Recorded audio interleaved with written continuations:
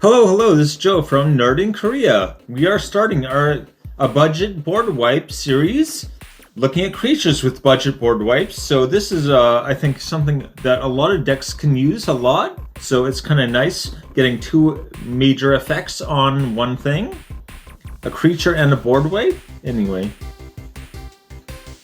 Okay, first of all, when I say this every video, but when I say budget, I mean under $2, and I'm using the TCG market price for that.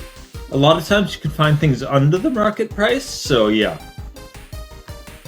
Once again, TCG Player is not a sponsor. Because I don't have sponsors. Yay! Why are these important? Alright, board wipes are an important part of deck building, whether you're planning to use them or avoid them, right? There's something that a lot of times you need in a game to be able to set everything back to zero, right? If your board state is bad and their board state is good, you want everything to be back to zero. So that's really what these are used for. It's a reset button on the game, basically.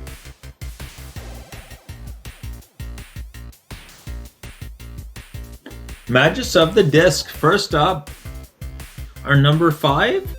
It is 24 cents. It enters tapped, so, excuse me, there's one downside, but you can pay 1 and tap it to destroy all artifacts, creatures, and enchantments. Alright, so, a lot of board wipes only affect creatures. This will reset just about everything except for lands. I guess lands and battles now. So if they have battles, first of all, annoying, but secondly, this won't work on them. Anyway, 24 cents. Pretty good.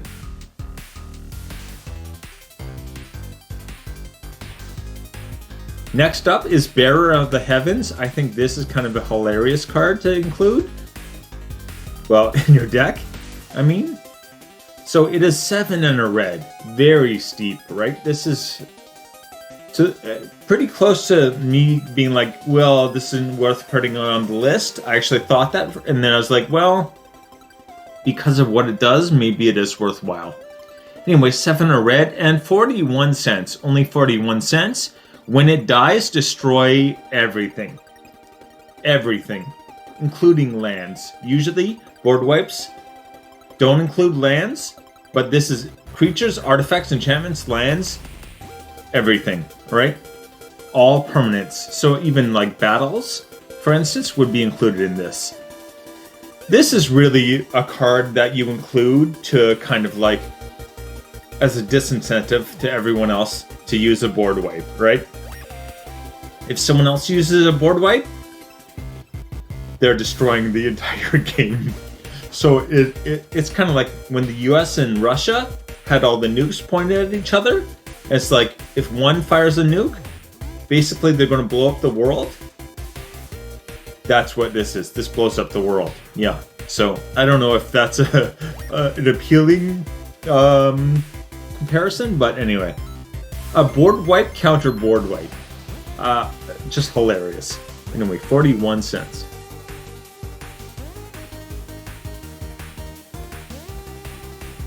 Angel of the Dire Hour. Okay, this has flash, which is always nice to have. And flying. A flash flyer. Very useful. And when it enters the battlefield, if you cast it from your hand, again, this you cannot cheat into play. You have to cast it, and it has to be from your hand. Okay? Exile all attacking creatures. Again, not destroy, exile. Right? So if they have a whole bunch of indestructible creatures, doesn't matter. They're out of the game, right? I think the major difference that you look at with exile and destroy is, well, of course, it doesn't go to the graveyard, is one advantage, and the other one is like indestructible, doesn't care, right? So anyway, very, very good. 8 cents for that one. It is 7 mana to cast, so that's steep. If you have 7 mana open, probably someone's going to notice and not attack you anyway. But even if they attack someone else, it doesn't matter. You can still use this, right? You can still exile all their attackers, it doesn't have to attack you. So, still quite good. You can make a big hole in their defenses and take advantage of that. Desolation Giant, 14 cents. Okay, this one is kind of a weird one, I think, because it costs 2 in a red, but without the kicker, it's actually going to hurt you. When it comes in, it destroys all your other creatures. If you pay the kicker, the 2 white kicker, it destroys all other creatures, not just yours. So it's kind of a bad idea to cast this if you have creatures on your board. If there's no other creatures that you have and you cast this, hey, fine, don't pay the kicker. Otherwise, you're really hurting yourself by not paying that kicker. The reason I really like this is kind of the color combination, Boros, right? It is red, white, it is Boros. So an equipment deck would love this. This is just like, kill everything, take a free swing, right? Basically, you can knock a player out of the game just on at the drop of a hat. So it really is quite good for that. I guess you need a way to give this haste, but equipment with haste is not hard to find at all. Anyway, yeah. 14 cents. That's a lot of headaches for 14 cents. Anyway, but yeah. Well, headaches for your opponents, of course, but anyway, yeah.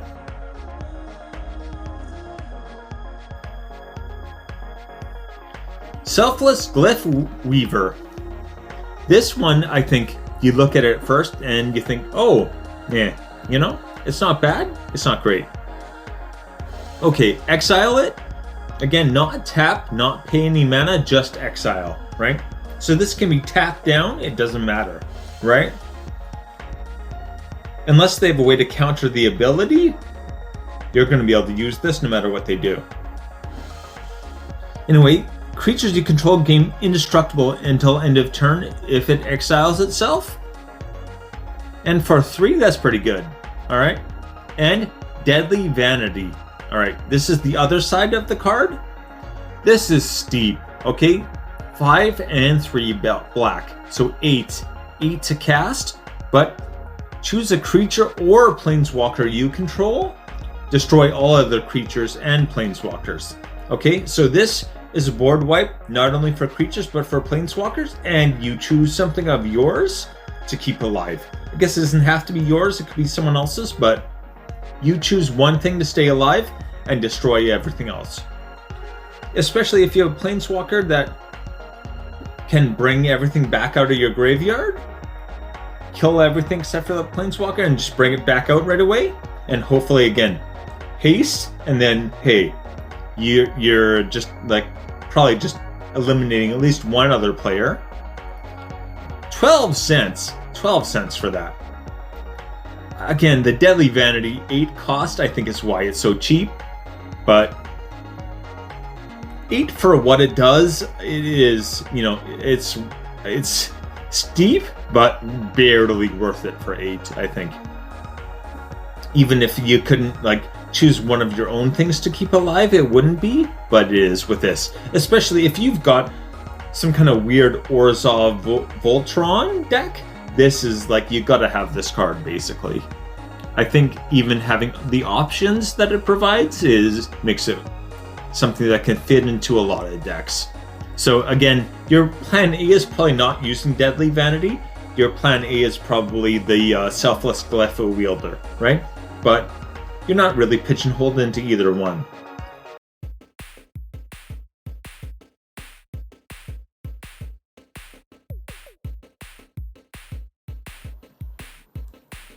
Okay, moving on to the list.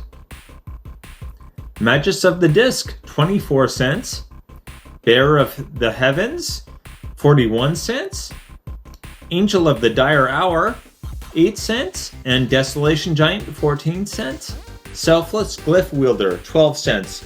What kind of stands out to me here is the Bearer of the Heavens and Selfless Glyph Wielder, where they're like board wipes with counter board wipes attached to them. You know? It's like Bearer of the Heavens. If anyone uses a board wipe, it's going to be worse for them, almost. And Selfless Glyph Wielder, you can give all your creatures indestructible. And most board wipes destroy, right? They don't exile, so it will protect your creatures, potentially. Anyway, I'd say, again, all of these for under $1. I think any of these are worth having. Even if you're just building a deck, it's something to have on hand. Alright? Anyway, take it easy. See you. Oh, please like and subscribe. I always forget to say that. Anyway, okay, thanks. Bye.